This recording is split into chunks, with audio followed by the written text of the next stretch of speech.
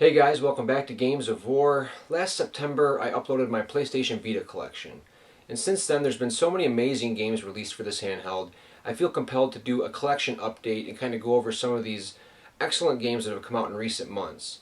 Now if you haven't seen my collection as it was back in September, I'll post a link in the description. The PlayStation Vita is definitely one of my favorite handhelds of all time. It's definitely my most played system of this current generation. And it's sad that it's not doing too well over here in the States. Now in Japan it's a different story. It's topping the best-selling list a couple of months in a row now, and developers and publishers are making good money off the games they release.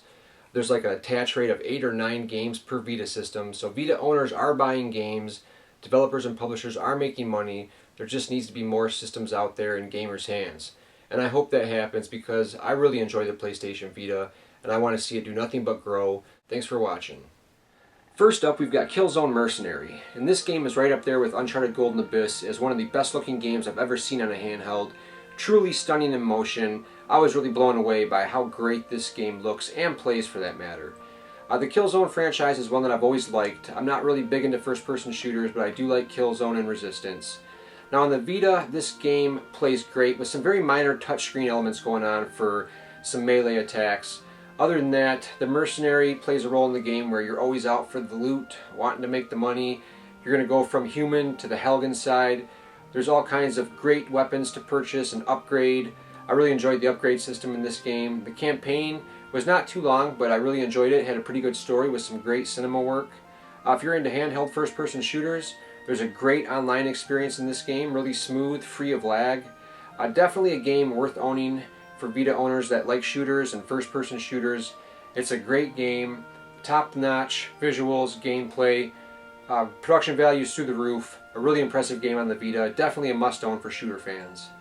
Dynasty Warriors Next really surprised me. I was expecting a quick cash-in, watered-down home console port, but that couldn't be anything further from the truth. Dynasty Warriors, there was a lot of thought put into this game. There's tons of story elements, all kinds of voice acting, great cinemas, everything has top-notch production value in this, and I really was surprised by how great the game looks in motion. There is tons of enemies on the screen at all times. Not a single thing was lost in the transition down to the Vita. Screen is filled with enemies constantly, all kinds of awesome, flashy, special attacks. There's some light touchscreen elements going on, but it doesn't get in the way or distract anything.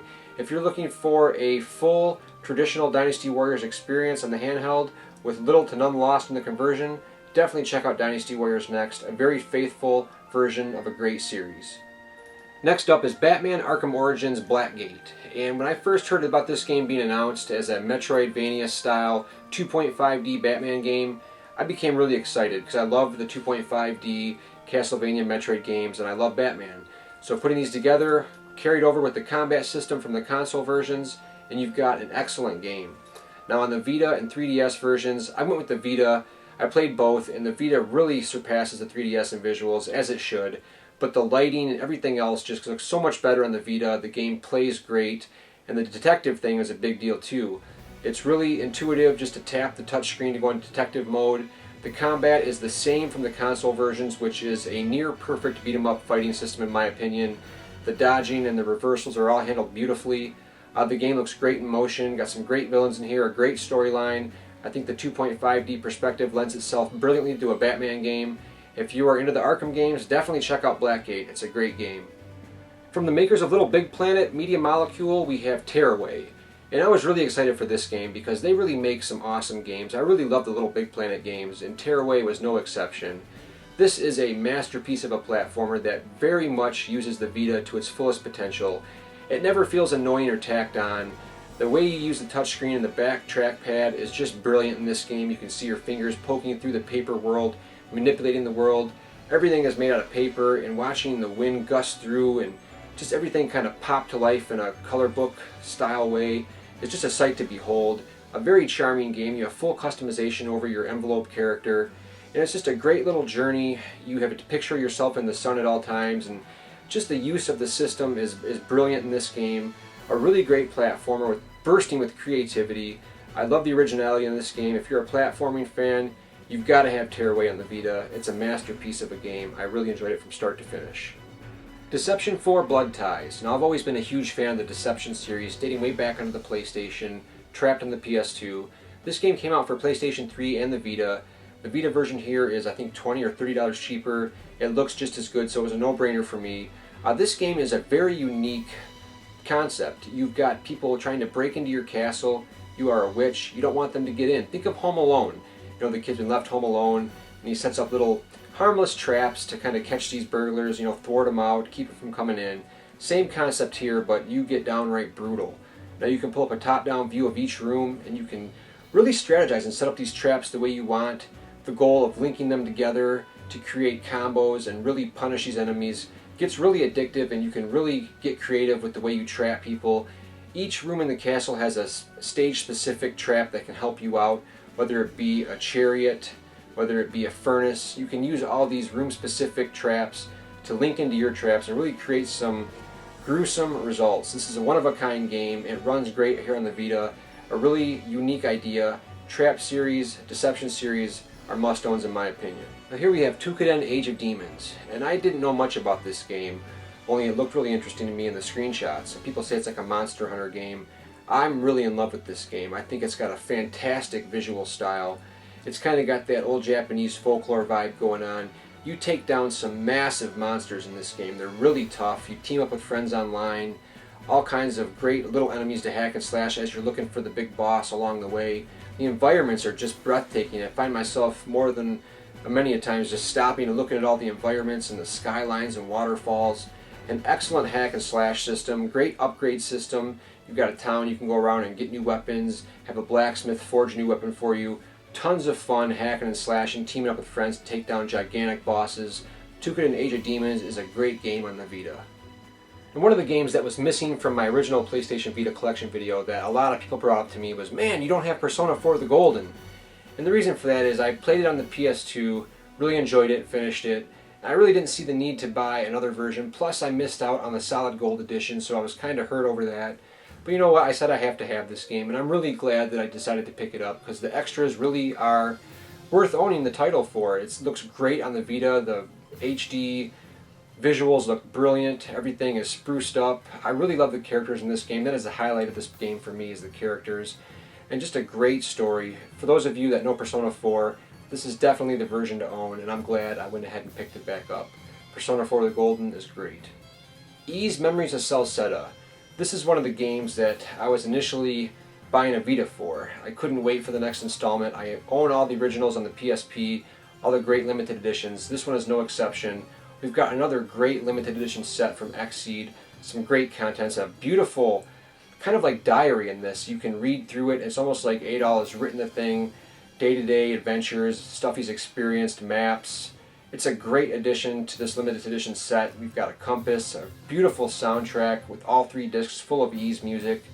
The game itself is just a masterpiece. I love the Ys battle systems, lightning quick action RPG, features the character switching from Ys 7. A great storyline here, finds a doll with no memory once again, mapping out a giant forest that's unexplored. People have no idea how deadly this forest can be. No one's lived to tell the tale. A great intrigue and mysterious storyline. The game here looks great on the Vita. Once again, excellent music as per course for all the Ys games. This is an action RPG you simply must own if you have the Vita. The Ys series is one of the best, and this installment does not disappoint.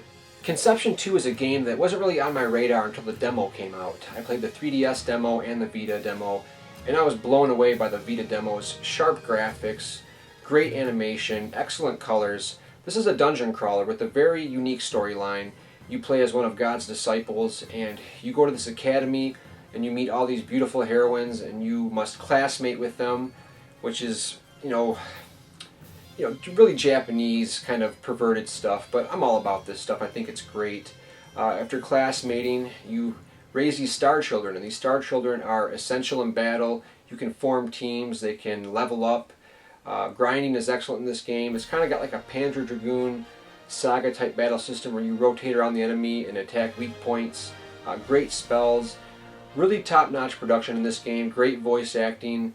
Great characters. This is a dungeon crawler that's done to perfection in my opinion. Great story. I'm not too big on dungeon crawlers, but the Vita is really changing my mind about the genre. Games like this I'm really enjoying, so Conception 2 is definitely a great RPG for dungeon crawling, RPG loving fans. Now here's another game that wasn't really on my radar at all, and wow, I'm really kicking myself in the ass for not following this. I really am upset that I missed out on the collector's edition. This is one of the best games I've played since 999. Now I'm all about the visual novel, graphic novel, read a lot, character development, and this game is just a masterpiece.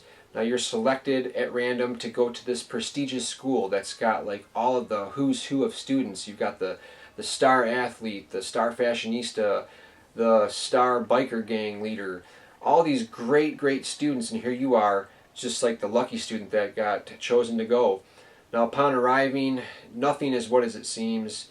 You fall asleep, wake up, and you're kind of trapped in this school. The doors are locked, the windows are bolted shut, and you meet this little headmaster who's like a little evil bear, and you find out that you're never going to leave the school unless you murder one of your classmates without getting caught.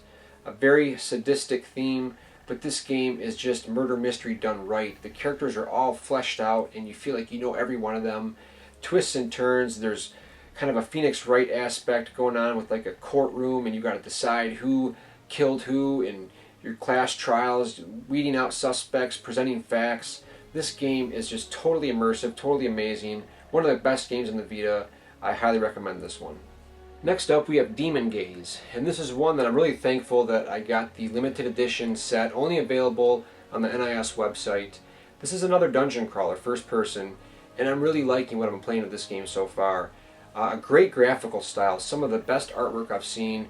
Kind of reminds me of Nights in the Nightmare, where everything is just so detailed. This is done by Team Muramasa, so you know it's going to be a great top-notch production valued game. Great voice acting. The hook in this game is that you capture demons, kind of like Persona, but that's where the similarities stop right there. Once you fight these demons, you can use them in battle. Challenge is definitely there. The storyline has started off with a bang, and I'm really enjoying the setting, atmosphere, visual style. This is a great dungeon crawler on the Vita, and this is why I'm falling in love more and more with this system after each release. This is the home of excellent, quirky Japanese role-playing games. Let's keep them coming. Xseed, Atlas, and now NIS. Fantastic game. And finally we have Sorcery Saga. Now this game once again is a new genre of RPG for me, the roguelike, which I never really was getting into in the past.